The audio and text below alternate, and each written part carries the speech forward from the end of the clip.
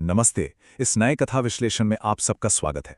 तो आज हम ना एक बहुत ही दिलचस्प लोक कथा दुनिया के रखवाले के हर एक पहलू को डिकोड करने वाले हैं।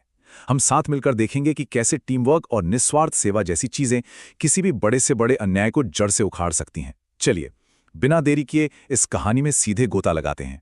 शुरुआत करते हैं कहानी के मेन विलेन यानी उस लालची राजा के इस खौफनाक बयान से।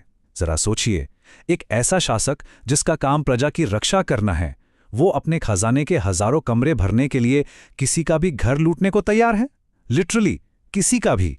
ये एक अकेली लाइन ही हमें बता देती है कि इस कहानी में दाव कितने ज्यादा ऊंचे हैं। तो कहानी का पहला भाग है लालची राजा और एक संकल्प, द कैटलिस्ट फॉर रिबेलियन। अब यहाँ जो विरोधाभास है ना, वो एकदम साफ है।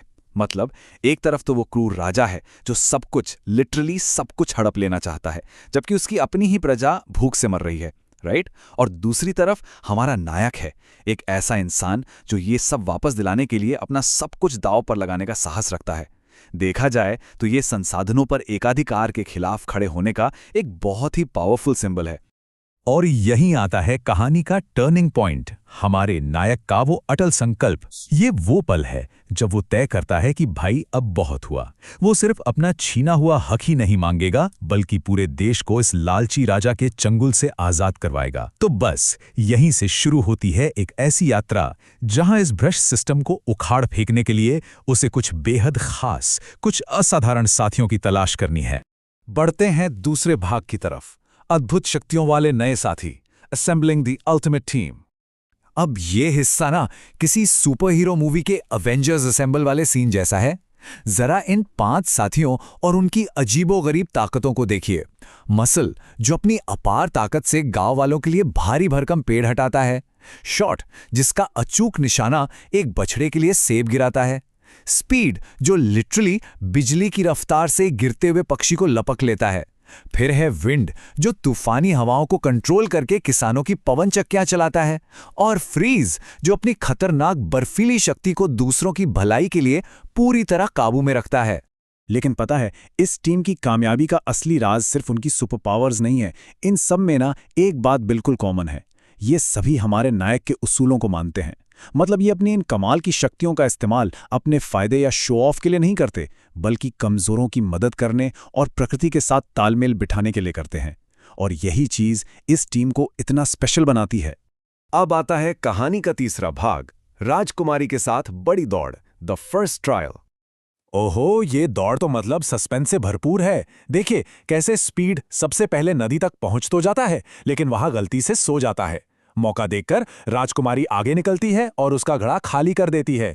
लगा ना कि अब तो सब खत्म, लेकिन यहीं पर काम आता है असली टीम वर्क। शॉट अपने अचूक निशाने से एक तीर चलाकर स्पीड को जगा देता है और वो झट से संभलकर ये रेस जीत लेता है। तो इससे क्या साबित हुआ?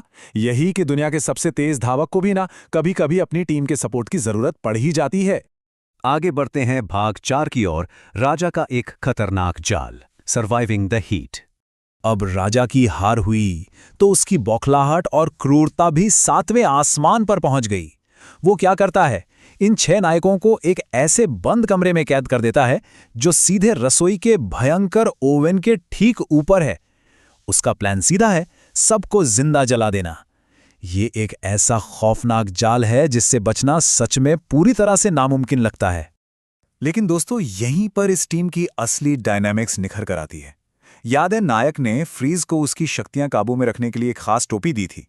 इस भयानक गर्मी में फ्रीज बस उस टोपी को हटा देता है और फिर क्या, वो उसी बर्फीली ताकत से जिससे वो खुद डरता था, उस पूरे जलते हुए कमरे को पलक झपकते ही बर्फ की तरह ठंडा कर देता है। और राजा का वो जानलेवा जाल बुरी तरह फेल हो जाता है। तो अब हम आ गए हैं भाग 5 पर, खजाना और आखिरी बड़ा युद्ध, the climax and the heist. 7,000। हाँ, आपने बिल्कुल सही सुना।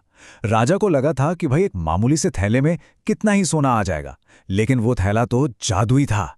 मसल ने पूरे 7,000 गाड़ियों का खजाना, जी हां 7,000, उस अकेले थैले में ठूस दिया। ये पल राजा के उस भारी नुकसान और उसके चकनाचूर होते अहंकार को एकदम परफेक्ट तरीके से दिखाता है। सोचिए क्या नजारा रहा होगा वो।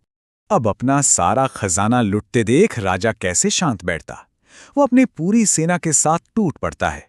लेकिन जरा इस लड़ाई के तालमेल को तो देखिए। राजा 3 मील दूर से ही हमला करता है और उधर विंड पेड़ पर चढ़कर ऐसा भयंकर तूफान लाता है कि क्या कहने। फ्रीज अपनी बर्फ से दुश्मनों को वहीं जमा देता है, शॉट शाही रक्षकों को चुन चुन कर निशाना बनाता है और फाइनली हमारा नायक उस राजा और राजकुमारी को आसानी से बंदी बना लेता है। एकदम परफेक्ट टीम वर्क। और अब आखिरी भाग, सच्चा न्याय और नई शुरुआत, अ सेल्फलेस कंक्लूजन।